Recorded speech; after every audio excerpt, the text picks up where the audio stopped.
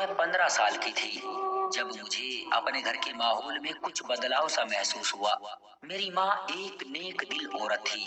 हमारे घर में सुकून ही सुकून था और पापा के प्यार के साए में खुशगवार जिंदगी गुजर रही थी। किसी चीज की कोई कमी नहीं थी। पापा अक्सर घुमाने ले जाते थे। ज्यादातर वो हमें अपने खेतों पर ले जाते थे, जहाँ गन्ने के खेत थे और गर्मी के मौसम में आमों के पेड़ से आम खाते थे। जमीन अपनी थी, इसलिए हर चीज की फसल मौसम के हिसाब से आती थी। आमों के टोकरे और गेहूं के बोरे घर के बरामदे में पड़े रहते थे। नौकर ही नहीं बल्कि फकीर भी पेट भरकर खाते थे। भोजन के साथ साथ घर में मोहब्बत भी थी, जो अक्सर दौलतमंद लोगों के घरों में कम ही होती है। पापा मेरी माँ से इश्क की इंतहा तक मोहब्बत करते थे। वो तो जैसे बस उनकी सूरत देखकर ही जीते थे। माँ जो भी फरमाइश मुंह से निकालती, पापा उसी वक्त उसे पूरी कर देते थे। मैंने ऐसी मोहब्बत करने वाला पति कहीं नहीं देखा जैसा मम्मी के नसीब में था, और इतना अच्छा पापा किसी का नहीं देखा जैसे मेरे पापा थे। दरअसल पापा ने माँ से पसंद की शादी की थी, इसीलिए उनके घरवाले इस शादी में शामिल नहीं हुए थे। पापा के घरवाले 6 साल तक मम्मी से नहीं मिले, क्योंकि जब पापा शहर से अपने गांव जाते तो मेरी माँ को साथ नहीं ले जाते थे। वजह ये थी कि पापा ने अपनी माँ की पसंद की लड़की से शादी ना करके उस लड़की को छोड़कर मेरी माँ से शादी कर ली थी। तभी दादाजी ने हुक्म दे दिया था कि तुम्हारी पत्नी हमारे गांव में नहीं आनी चाहिए। जब मेरी माँ 3 बच्चों की माँ बन गई, तब दादा ये दुनिया छोड़कर चले गए थे, और तभी पापा ने सभी रिश्तेदारों को मना लिया और फिर पहली बार अपनी पत्नी बच्चों को गांव ले गए। तब तक उस लड़की की भी शादी हो गई थी, जिससे दादा दादी पापा की शादी करवाना चाहते थे। शहर में पापा का काफी अच्छा बिजनेस था। कारोबार के सिलसिले में उन्हें अक्सर बाहर जाना पड़ता था। मेरी बहन और भाई दोनों स्कूल जाते थे। मैं उन दिनों 10वीं कर चुकी थी। सर्दियों का मौसम था। मैं धूप सेकने छत पर गई थी। जरा देर में ही धूप तेज लगने लगी तो सीढ़ियों से आंगन में आई। तभी एक आदमी को गेस्ट रूम में बैठे देखा, जिसके लिए माँ किचन में कुछ लेने गई थी। मैंने गेस्ट रूम में झांका कि देखो तो सही कौन आया है। कोई अजनबी सूरत थी। पहले कभी इस मेहमान को ना देखा था। ये ना तो मेरे पापा का कोई रिश्तेदार था और ना मेरी माँ का।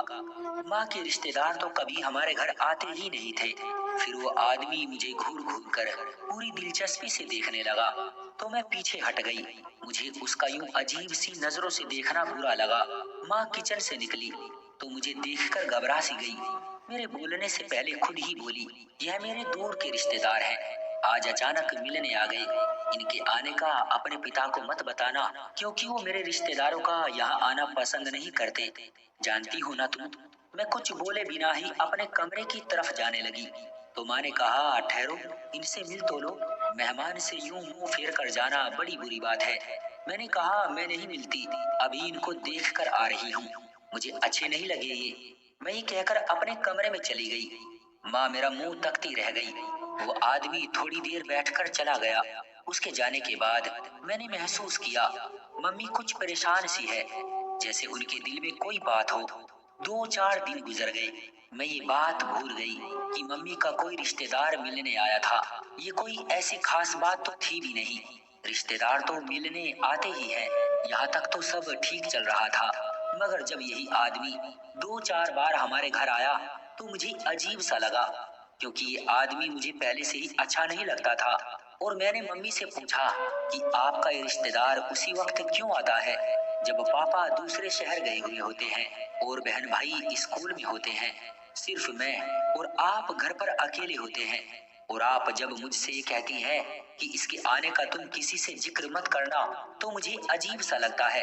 आप मुझे मजबूर करती हैं कि आओ, इनसे मिलो, थोड़ी देर बैठो, बात कर लो। आखिर क्यों? माँ ने मुझे टालने की कोशिश की, पर मैं ना टली तो तंग आकर कहने लगी, ये मेरा नहीं बल्कि तुम्हारा रिश्तेदार है, और ये मेरी खातिर नहीं बल्कि तुम्हारी खातिर आता है। तुमसे मिलने, तुम्हें देखने आता है। अपनी माँ के मुंह से ऐसी बातें सुनकर मैं परेशान हो गई, रोने लगी। पहली बार माँ के सामने जुबान खोली। मम्मी, कोई माँ ऐसी बात अपनी बेटी से कभी नहीं कह सकती। आप कैसी माँ है? क्या हो गया आपको? याद रखिए, अगर आइंदा ये आदमी हमारे घर आया तो मैं पापा को बता दूंगी। मम्मी मेरे तेवर देखकर डर गई। कहने लगी, आज तुमको सच बताना ही पड़ेगा। मेरी बेटी, मेरा दिल साफ है, मैंने कोई जुर्म नहीं किया। ये आदमी जो यहाँ आता है तुम्हारा सगा बाप यही है, और यहाँ सिर्फ तुमसे मिलने की तड़प लेकर आता है। मैंने उसको समझाया और रोका भी कि यहाँ ना आए, मगर उसने मेरी बात को नजरअंदाज कर दिया। मैं खुद नहीं चाहती कि ये यहाँ आए या हमसे किसी तरह का रिश्ता रखे। अगर तुम्हारे पापा को पता चल गया तो उनको बहुत दुख होगा, मेरा भी अंजाम अच्छा नहीं होगा। इसलिए तुमको मना किया था कि अपने पापा को मत बताना। मैं खुद उसको यहाँ आने से रोक दूंगी।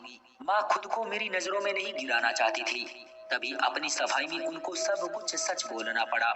उन्होंने कहा कि ये बात तुम्हारे पापा के रिश्तेदारों को भी मालूम नहीं है कि मैं एक शादीशुदा औरत थी और एक बच्चे की माँ भी थी। जब पहले पति ने मुझे तलाक दी थी, तुम उस वक्त सिर्फ 6 महीने की थी। तुम्हारी परवरिश की खातिर मुझे जॉब करनी पड़ी, तो वहाँ ऑफिस में तुम्हारे पापा से मेरी मुलाकात हुई। उन्होंने मुझे पसंद किया और मुझे शादी के लिए मना लिया। इस तरह से हमारी शादी हो गई। लेकिन मुझे ससुराल वालों ने अपनी बहू स्वीकार नहीं की, बल्कि ससुराल आने से भी मना कर दिया। उनको तुम्हारे पापा ने यही बताया कि उन्होंने एक कुंवारी लड़की से शादी की है। ये नहीं बताया कि मैं शादीशुदा हूँ या एक बच्चे की माँ भी हूँ। तुम्हारे सौतेले बाप ने मुझसे शादी के दिन वादा किया था कि वो तुमको एक सगे बाप जैसा प्यार देगा, और मुझसे ये शर्त भी रखी थी कि मैं ये राज कभी किसी को नहीं बताऊंगी कि तुम उनकी बेटी नहीं हो। इसी वजह से मैंने अपने मायके वालों से भी रिश्ता तोड़ दिया, कहीं वो लोग कभी ये राज तुम्हें या तुम्हारे पापा के रिश्तेदारों को ना बता दे। मेरे दूसरे पति यानी तुम्हारे पापा ने वाकई तुमको सगे बाप जैसा प्यार दिया, और अपने किसी दोस्त या रिश्तेदार को ये पता नहीं लगने दिया कि तुम उनकी बेटी नहीं हो। वो ये भी नहीं चाहते थे कि कोई इस हकीकत को जाने कि उन्होंने एक शादीशुदा औरत से शादी की है। उन्होंने तुम्हारे नाम के साथ वसीयत में अपना नाम लिखवाया। लोगों से यही कहा कि तुम उनकी औलाद हो। माँ ने मुझे ये सब बताया तो मुझे लगा जैसे आसमान मेरे सर पर गिर रहा है या जमीन मेरे पैरों तले से खिसक रही हो। मैं किसी बेजान पुतले की तरह खड़ी रही। माँ ने मुझे बाजू से हिलाकर कहा कि क्या हो गया है तुमको, होश में तो हो। इतनी सी बात पर तुम्हारे होश से जवाब दे गए हैं।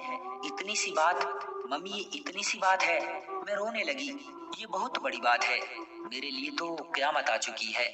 वो आदमी जिसे मैं अपनी जान से भी ज्यादा प्यार करती हूँ, जिसको अपना सगा बाप मानती हूँ, आपने उस हस्ती को मुझसे छीन लिया एक पल में, और आपको एहसास भी नहीं हुआ कि आपने कितना बड़ा जुल्म ढा दिया है मुझ पर। और वो आदमी जिसने 6 महीने की बच्ची को छोड़ दिया और आपको तलाक दे दी, अचानक अब फिर से आकर उसी ने मेरी दुनिया तबाह कर दी। मुझे इस आदमी से बिल्कुल भी कोई मोहब्बत और लगाव महसूस नहीं हुआ जो मेरे असल बाप होने का दावेदार था। बस बहुत हो चुका अब, आप उसको मना कर दें। ये कभी भी अब यहाँ ना आए। मैं इसकी सूरत तक नहीं देखना चाहती, उम्र भर उससे मिलना नहीं चाहती। मेरा बाप वही है जिसने आज तक मुझे बेटी समझा और सगे बाप से भी बढ़कर प्यार दिया। माँ बोली, मैं उसे समझाने की कोशिश कर रही हूँ, मगर वो समझता ही नहीं है। हर बार कहता है अब नहीं आऊंगा, बस आखिरी बार मेरी बेटी की एक झलक दिखा दो, और वो फिर आ जाता है।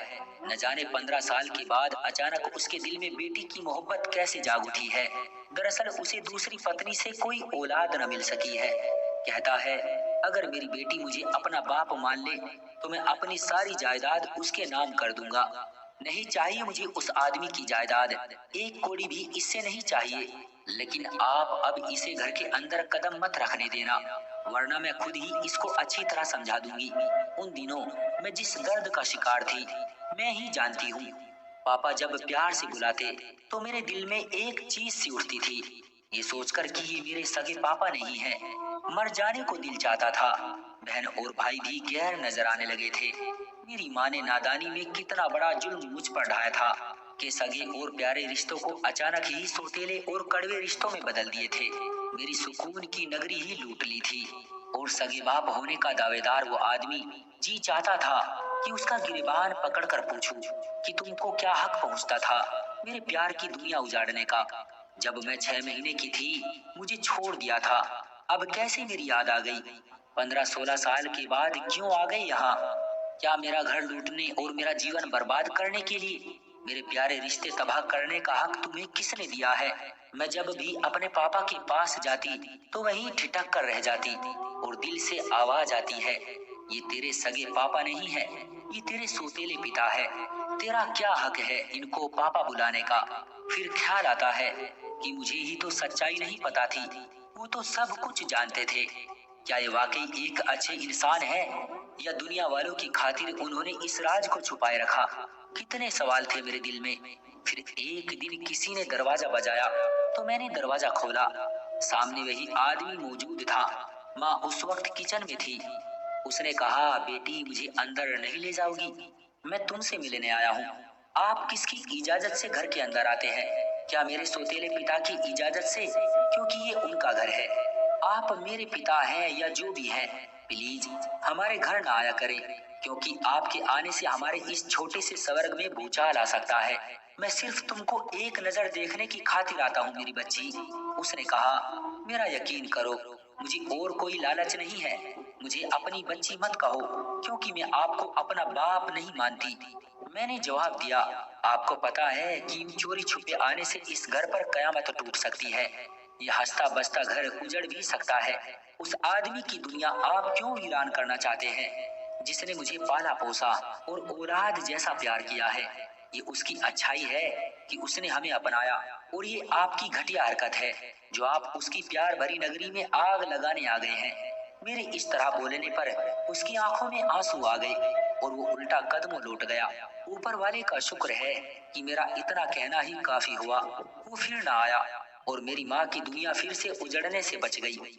मगर मेरे दिल की दुनिया वीरान हो गई और वो अब कभी आबाद ना हो सकेगी, क्योंकि माँ ने कसम खाकर बता दिया था कि वो तेरे सगे पिता थे। उसकी आंखों में आए हुए आंसू आज भी मेरे दिल में चुभते हैं। सोचती हूँ, काश मेरे असल पिता के दिल में मेरी मोहब्बत ना जागती और वो मुझसे मिलने की तड़प लेकर ना आते। ए काश माँ उनको घर के अंदर कदम रखने की इजाजत ही ना देती, या मुझे ये ना बताती कि मेरा सगा बाप कोई और है और जिसने मुझे पाला पोसा है वो कोई और है। मोहब्बत के इस बंटवारे ने मेरे दिल के टुकड़े टुकड़े कर डाले हैं।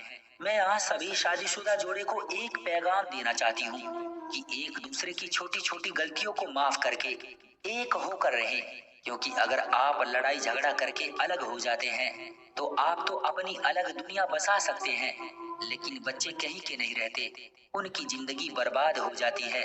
इसलिए अपने बच्चों की खातिर एक दूसरे की मामूली गलतियों को भुला दिया करें, मिलजुल कर रहे, प्यार मोहब्बत से रहे और अपने घर को स्वर्ग बना ले। कोई ऐसा कदम न उठाए कि बाद में आपको पछताना पड़े। तो दोस्तों, उम्मीद करता हूँ कि हमारी आज की कहानी भी आपको पसंद आई होगी। आपका क्या कहना है इस कहानी के बारे में, कमेंट करके हमें जरूर बताएं।